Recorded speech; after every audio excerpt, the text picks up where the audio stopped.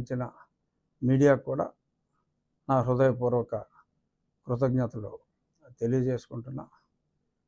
అలాగే రేపటి నుంచి రేపు సోమవారం నుంచి మాకు అసెంబ్లీ సమావేశాలు ఉన్నాయి.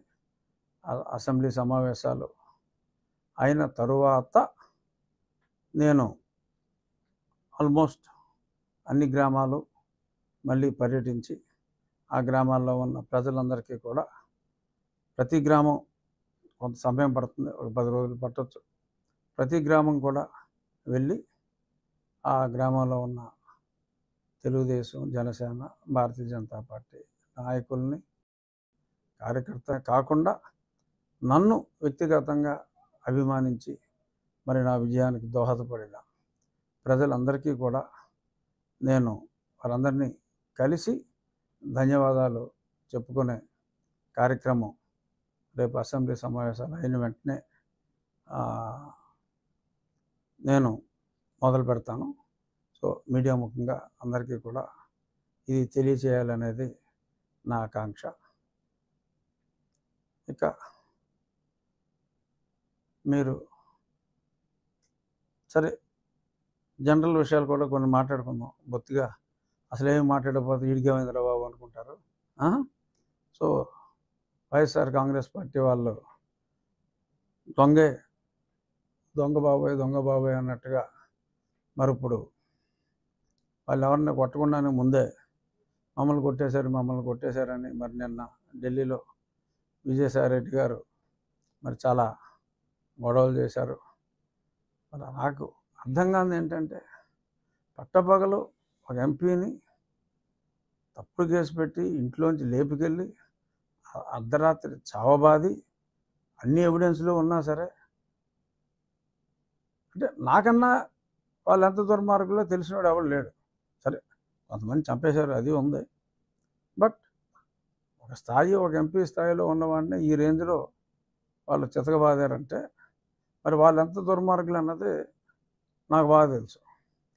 మరి వాళ్ళు ఇవాళ అలా చేశారు, ఇలా చేశారు అని కనీసం నా ఫ్లెక్సీని కూడా 4 సంవత్సరాల్లో ఎవరిని కట్టనవలా.